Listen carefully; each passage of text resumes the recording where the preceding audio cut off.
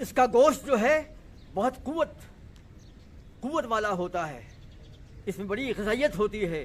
اور مردانگی کی قوت میں اضافہ کرتی ہے اور انسان کے جسم کو مضبوط اور توانا کرتی ہے۔ جس طریقے سے اللہ نے اونٹ کو مضبوط بنایا ہے، انسان اس کا گوشت کھا کر قوی الجثہ بن جاتا ہے،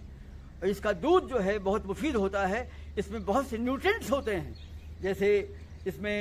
کیلشیم ہوتا ہے، پوٹیشیم ہوتا ہے، میگنیشیم ہوتا ہے، پروٹین ہوتے ہیں، کاربوہائیڈریٹ ہوتے ہیں، اور اس کے دودھ میں جو ہے یہ پروٹین جو ہے ٹوٹتا نہیں ہے۔ انسان کا پروٹین ٹوٹ جاتا ہے، لیکن انسان اس کا جب دودھ پیتا ہے اس کا پروٹین محفوظ رہتا ہے، اور یہ پروٹین جو ہے انسولین کا کام کرتا ہے، اور یہ انسولین جو ہے انسان کے اندر میں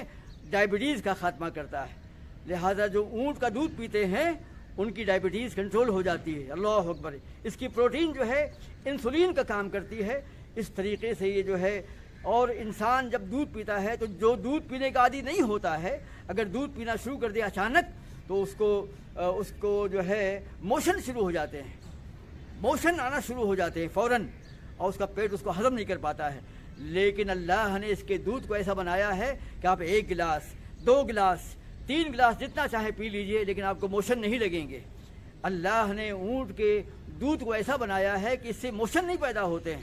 اور یہ جو ہے بہت سی نفسیاتی بیماریوں کا خاتمہ کرتا ہے، یعنی سائیکولوجیکل اور شیزوفرینیا اور دماغی بیماریاں جو ہوتی ہیں، نفسیاتی بیماریاں، ان کا خاتمہ کرتا ہے یہ،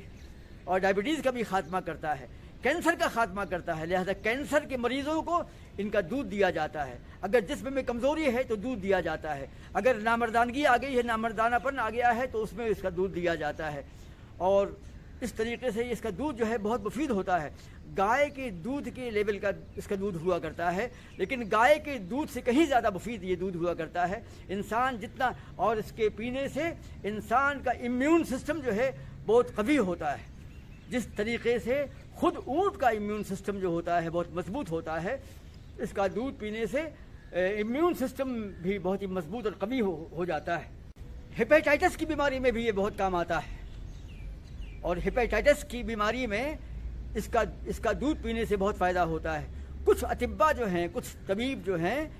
اس میں اس کے دودھ کے ساتھ میں اونٹ کا پیشاب ملانے کے قائل ہیں۔ اونٹ کا پیشاب ملانے سے ہیپیٹائٹس کے مرض میں کافی افاقہ ہوتا ہے، بہت فائدہ ہوتا ہے۔ لیکن علماء کا اس میں اختلاف تو ہم نہیں کہیں گے، البتہ اللہ کے رسول کے زمانے میں صحیح حدیث ہے کہ کچھ مدینے میں کچھ لوگ جو ہیں باہر سے آئے، اور مدینے کی آب و ہوا ان کو راس نہیں آئی، اور انہوں نے کہا کہ اللہ کے رسول، مدینے کی آب و ہوا ہمارے جسم کے مطابق نہیں، ہم کو راس نہیں آ رہی، ہم بیمار ہیں۔ تو اللہ کے رسول نے ان لوگوں کو اونٹ کا پیشاب پینے کا مشورہ دیا، انہوں نے اس کا استعمال کیا اور ان کو فائدہ ہو گیا۔ لیکن تمام ذخیرہ احادیث میں کسی اور مقام پر ایک حدیث نہیں ملتی ہے، صرف ایک ہی حدیث ملتی ہے۔ ایسا نہیں ملتا ہے کہ اس کے بعد میں تمام صحابہ نے اس پر عمل کرنا شروع کر دیا ہو۔ علماء فرماتے ہیں کہ اگر یہ ایک طبی اتفاق تھا، اللہ کے رسول نے بطور طبیب کے ایک ہنگامی صورتحال میں، اور علماء فرماتے ہیں کہ مدینے میں ایک بیماری تھی، اور مدینے میں وہ بیماری جب آتی تھی تو اونٹ کا پیشاب پینے سے جاتی تھی، تو ایک خصوصی موقع پر اللہ کے رسول نے طبی طور پر، ہنگامی طور پر یہ علاج دیا تھا۔ اگر یہ عام طور سے اس کا حکم ہوتا تو تمام صحابہ سے اس کے ثبوت ملتے، لیکن بہرحال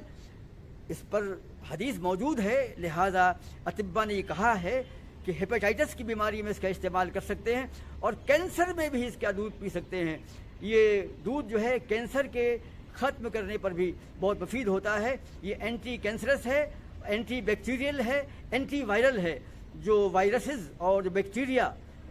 جو ہوتے ہیں ان کا خاتمہ کرتا ہے۔ لہذا کینسر کے مریض جو ہیں اس کے دودھ کا استعمال کرتے ہیں، یہ اللہ کی نشانی ہے۔ اللہ نے اس کی آنکھ میں جھلی پیدا کی ہے، وہ جھلی جو ہے جب ریگستان میں طوفان آتا ہے وہ جھلی آ جاتی ہے سامنے، اور اس کی آنکھوں میں ریت نہیں جا پاتی ہے۔ اس طریقے سے اللہ نے اس کو اس طرح پیدا فرمایا ہے۔ اللہ نے ان عجائبات کو بیان نہیں کیا ہے، لیکن اللہ فرماتا ہے تم نظر نہیں کرتے ہو اونٹ کی طرف؟ افلا ينظرون الى الابل كيف خلقت، کیا یہ لوگ غور نہیں کرتے ہیں، کیا دیکھتے نہیں اونٹ کی طرف کہ ہم نے کیسے بنایا ہے؟ اللہ نے دعوت دی ہے یہاں پر انسانوں کو کہ انسانوں کو چاہیے کہ وہ اللہ کی کائنات میں تدبر کریں، تفکر کریں، تعمق سے کام کریں اور تدبر سے سوچیں اس بات کو کہ اللہ کی اس کائنات میں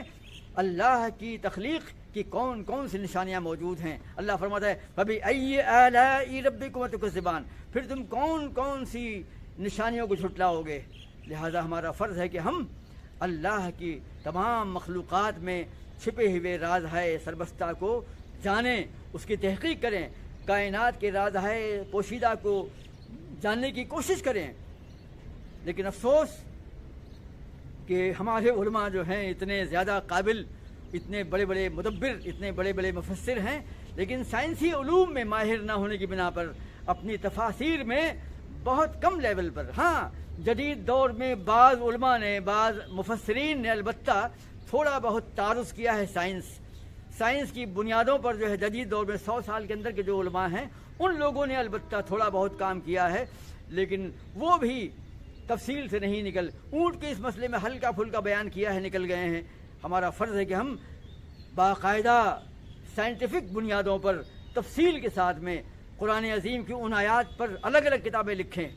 کائنات کے بارے میں، انفس و آفاق کے بارے میں، آسمان کے بارے میں، چاند تاروں کے بارے میں، گلیکسیز کے بارے میں، کہکشاؤں کے بارے میں، زمین کے بارے میں، سمندر کے بارے میں، نباتات کے بارے میں، حیوانات کے بارے میں، جمادات کے بارے میں، شجرات کے بارے میں، کائنات میں پائے جانے والے پھولوں کے بارے میں، تمام مخلوقات کے بارے میں، انسان کے رازہائے پوشیدہ کے بارے میں، زمین و آسمان کے بارے میں، مشرق و مغرب کے بارے میں، زمین کی ساخت کے بارے میں، کائنات کی ساخت کے بارے میں، زمین کے آغاز کے بارے میں اور اس کے ہونے والے خاتمے کے بارے میں، ان تمام باتوں پر تدبر کرنا چاہیے اور سائنس کی بنیادوں پر اور جدید علوم کی بنیادوں پر ہمیں اس پر تدبر کرنا چاہیے۔